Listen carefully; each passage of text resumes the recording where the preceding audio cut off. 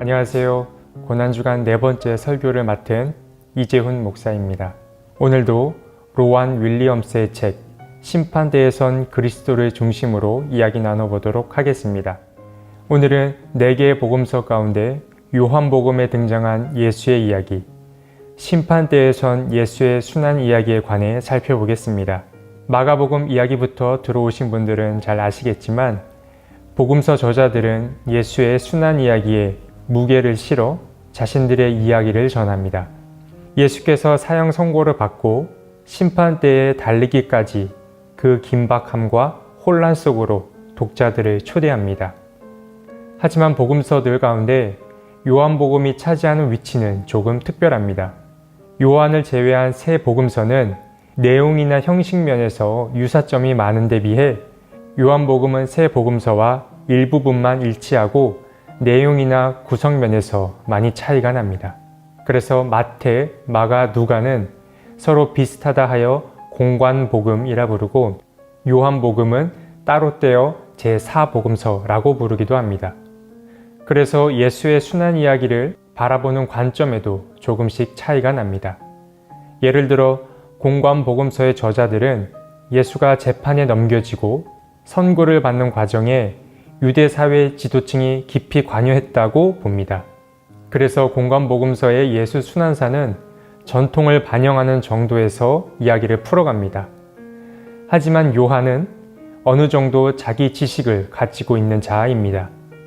그래서 예루살렘에서 일어나는 일들을 실제에 부합하는 것처럼 실감나게 묘사하며 서술합니다. 물론 공관복음서와 요한복음이 서로 차이가 있다고 해서 특정 복음서가 더 가치 있다고 볼 필요는 없습니다.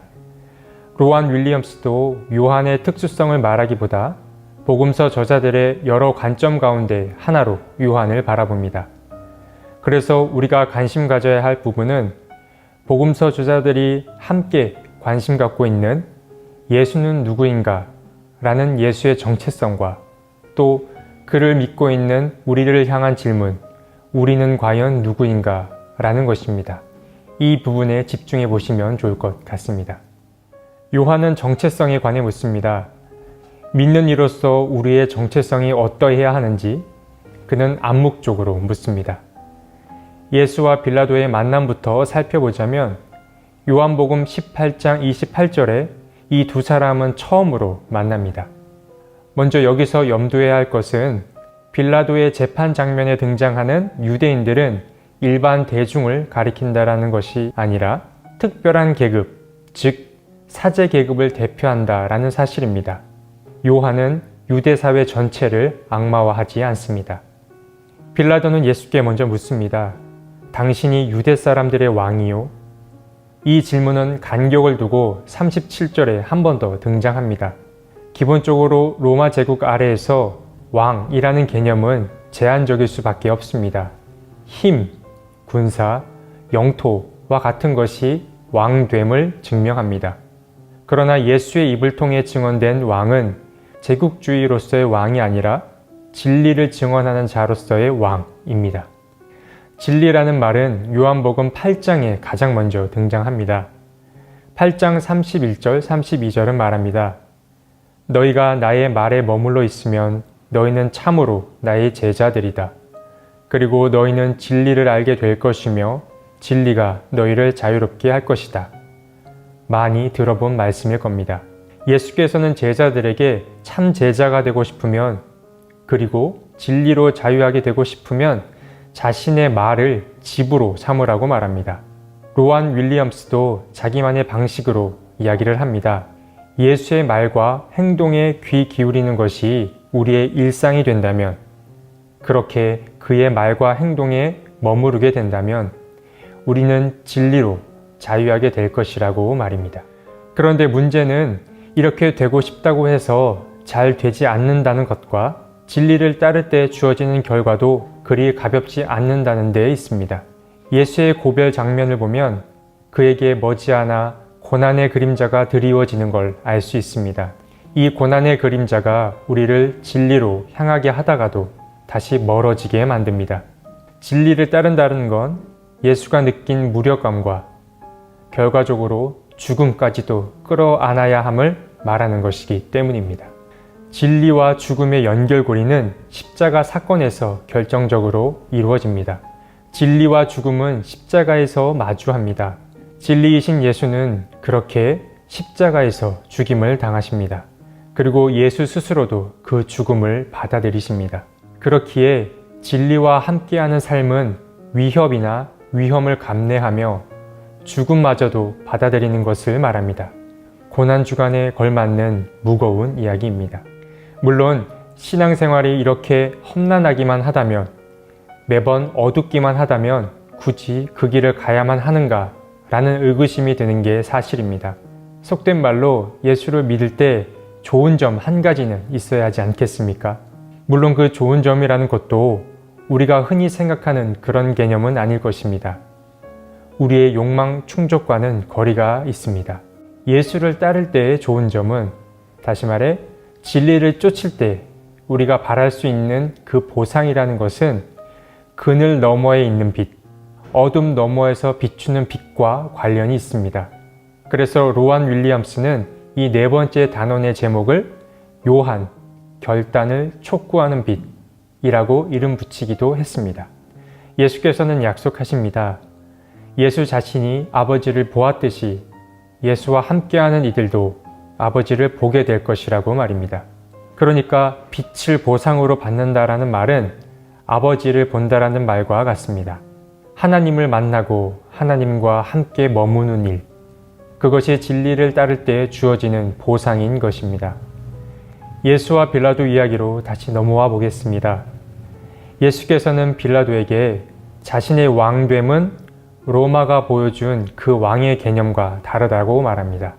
만약 자신이 세상의 기준에 부합하는 왕이었다면 자신의 부하들이 자기를 위해 싸우게 될 것이고 또 유대 사람들의 손에 넘어가지 않게 하였을 것이라고 말했습니다. 그럼 자신을 왕이라고 칭한 예수는 자신의 왕됨을 어디서 발견하게 된 것일까요? 우리는 그가 왕이라는 사실을 어디서 찾을 수 있을까요? 그의 왕됨은 우리의 눈에 지극히 어리석어 보이는 길로 증명됩니다. 만일 제자들이 세상의 셈법으로 예수를 지키려 했다면 예수께서 부정하신 승패의 논리에 다시 빠지게 되었을 것입니다. 하나님의 이름으로 하나님의 일을 가로막는 일이 발생했을 것입니다. 하나님이 택하신 방식은 세상의 기준에 미련하고 어리석어 보이는 방식입니다. 그리고 그 어리석고 미련함이 예수가 말하는 왕권인 것입니다. 여러분, 세상은 생각보다 복잡합니다.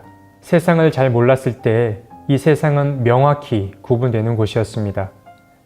선악이 분명해 보였습니다. 하지만 이런저런 일들을 경험하고 나서, 그리고 내 안에 다양한 욕구, 욕망들을 발견하고 나자 콘크리트 같았던 개념들이 무너지고 흔들리기 시작했습니다. 시간이 갈수록 세상의 절대적인 옳음과 절대적인 틀림이란 없는 게 아닐까라고 생각하게 됐습니다. 그래서 하나님을 믿는 일도 점점 조심스러워질 수밖에 없습니다. 우리가 무언가를 안다는 것도, 또 우리가 살아내려는 진리도 우리의 입에서 발설되는 순간 그것이 예수의 길에서 멀어지는 걸 경험하기 때문입니다. 말의 부질없음이 여기에 해당되는 것일까요? 이승우 작가도 그의 책 사랑이 한 일에서 이렇게 말합니다. 무엇보다 사랑은 잘 말해줘야 한다. 말하지 않은 것과 같은 방식으로 말해줘야 한다. 철학자 슬라보의 지직도 비슷한 말을 했습니다. 말이 발설되고 나면 그것은 결코 완전하게 맞아떨어지지 않으며 필연적으로 실망스러운 결과를 낳으며 매혹은 상실되며 의미의 모든 탄생은 유산이다 라고 말했습니다. 사랑 고백 같은 것이 여기에 해당된다고 볼 수 있겠지요. 결국 진리란 의도를 갖고 드러내려 할 때는 숨겨지고 우리를 올가매는 집착에서 놓아질 때 드러나는 것 같습니다. 스스로 드러내려 할 때 드러나게 되는 것이 바로 진리가 아닐까 생각해 봅니다. 잠시 영화 이야기를 해보려고 하는데요. 덴마크 영화 더 헌트라는 영화 보신 분 계신가요? 안 보신 분은 있어도 한 번 보신 분은 잊어버리기 힘든 영화일 겁니다. 영화의 줄거리는 대략 이러합니다. 주인공 루카스는 아내와 이혼한 뒤에 고향에 내려와 유치원 교사로 일하게 됩니다. 성실하고 친절한 루카스는 새로운 터전에서 새로운 삶을 꾸려나갑니다. 그런데 얼마 지나지 않아 그는 엄청난 공경에 빠지게 되는데 그 발단은 자신의 중마고우였던 친구의 딸인 클라라에 의해 발생합니다. 5살 배기인 이 클라라는 자신이 다니는 유치원 원장에게 루카스가 자신을 성추행했다고 말합니다. 그리고 이 소문은 순식간에 마을 전체에 퍼지게 됩니다. 아이들은 거짓말을 하지 않는다 라고 굳게 믿은 어른들은 루카스와 그의 아들에게 위협과 폭력을 가합니다.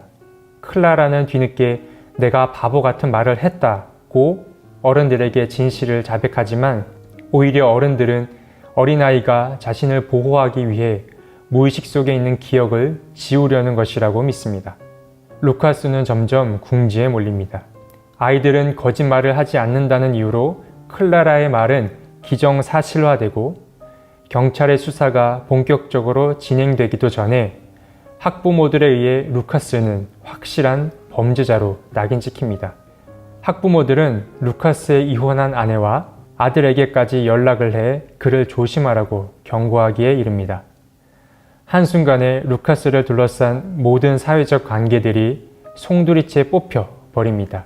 진실은 관객들에게만 드러납니다. 영화의 등장인물들은 철저히 이성적인 판단 속에 진실만을 왜곡한 일이 발생하고 맙니다. 모두가 옳다고 여기는 판단 속에 진실이란 어떻게 드러나게 될까요? 답답한 심정이 가득 몰려오는 이 영화 더 헌트는 거짓이 진실을 압도하는 세상, 섣부른 판단이 한 사람을 고립시키게 되는 상황, 잘못된 확신이 얼마나 많은 갈등과 소외를 낳게 되는지를 여실히 보여줍니다. 진리는 스스로 드러나기를 기다려야 한다라는 이야기를 하다가 여기까지 왔습니다만 예수를 따르는 일의 어려움도 여기에 있는 것 아닐까 생각해 봅니다. 진리란 언어로 전해지기 어렵다라는 것 말입니다. 여러분께서는 정말 진리를 따르고 싶으십니까? 다시 한번 말씀드리지만 진리는 그리 반가운 손님이 아닙니다. 저자 요한은 진리가 우리를 분명 자유하게 하지만 예수를 따를 때 위험이 동반될 수밖에 없음을 우리에게 전합니다. 그리고 진리는 우리에게 안전과 만족을 거부하는 엄격함을 지니고 있음 또한 전하고 있습니다. 진리를 쫓는 건 예수께서 사셨던 삶의 방식을 담는 걸 말합니다. 그는 폭력과 경쟁을 앞세운 세상에 침묵과 어리석음 또 미련해 보일 법한 태도로 맞섰습니다. 이는 예수를 따르는 자들도 그 방식에 합류하라는 요청이기도 한 것입니다. 예수께서는 경계를 없애셨을 뿐 아니라 편안함에 오래 머물러 있지도 않으셨습니다. 그렇기에 그를 따르던 자들도 순례자들의 삶을 살아야 합니다. 가능한 모든 것을 자신의 집처럼 여기면서도 동시에 어느 것도 자기의 집으로 여기지 않기를 예수께서는 바라셨습니다. 그것이 좋아서 이기라기보다는 그래야만 치우치지 않을 수 있기 때문입니다. 고난주간에 나눈 이야기라 그런지 오늘 이야기가 전체적으로 무겁고 어둡습니다. 예수를 따른다는 건 쉬운 일이 아닙니다. 하나님 앞에 정직하게 선다는 건 여간 어려운 일이 아닙니다. 대부분의 사람들은 현재의 삶에 만족하지 못합니다. 그렇다고 불만족을 안고 사는 사람을 그리 나무랄 필요도 없습니다. 더 나은 삶에 대한 욕망은 인간이 가진 기본적인 열망이기 때문에 그렇습니다. 그래서 신앙인들은 이 불만족스러운 현실이 변화되기를 바라는 마음에 무언가의 열심을 다하게 됩니다. 하지만 이때가 가장 조심해야 될 순간이기도 합니다. 만일 나의 현실이 슬픔과 고통으로 가득하다면 우리는 어떤 식으로 기도를 하게 됩니까? 지금 현실을 극복해야만 하는 현실로 이해하거나 진짜 현실이 아니라고 믿게 됩니다.